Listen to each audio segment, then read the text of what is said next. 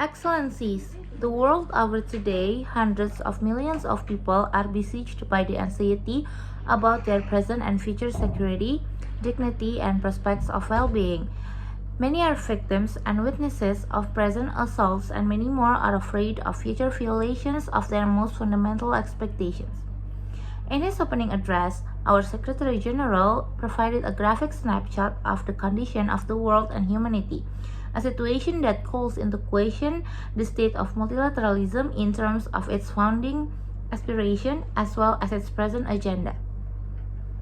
The poverty, fear, suffering, and humanitarian distress haunting the victims of conflict, drought, famine, flooding, wildfires, cyclones, deadly disease outbreaks, and other disasters are the outcomes of sustained violation of the most essential principles and the systematic neglect of humanity's dearest values which lie at the very foundation of the UN Charter.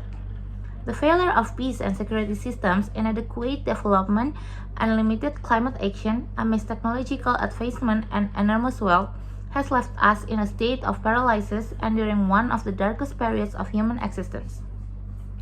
We may all agree, without any fear of contradiction, that the world is headed in a most undesirable direction. It's moments like this that the affirmative spirit of multilateralism, international collective action, and global solidarity is most needed and should be attainable. This is not the occasion for any member of the United Nations to escape when they should be rising to the challenge of the moment, resorting to the pursuit of narrow, insular, and antisocial agendas within exclusive depths constituted to maintain the status quo that undermines and cannibalizes the United Nations system at the expense of progress in humanity's collective journey to the future of our aspiration is totally unacceptable. The existence of this inimical clique of geopolitical formations defies the fundamental values and principles of the UN system, and its operations have led to alienation, mistrust, insecurity, and exclusion of and among peoples, nations, regions, and continents. Moments like now, the nature and purpose of multilateralism under sharp scrutiny for history's honest examination and judgment, if any confirmation was ever needed that the United Nations Security Council is dysfunctional, undemocratic, non-inclusive, unrepresentative, and therefore incapable of delivering meaningful progress in our world as presently constituted, the rampant impunity of certain actors on the global scene settles the matter.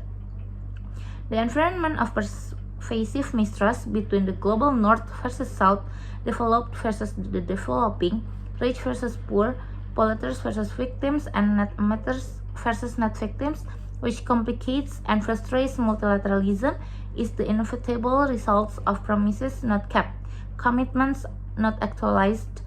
resolutions not honored, and the principles not observed. Multilateralism has been fueled by the abuse of trust, negligence, and impunity.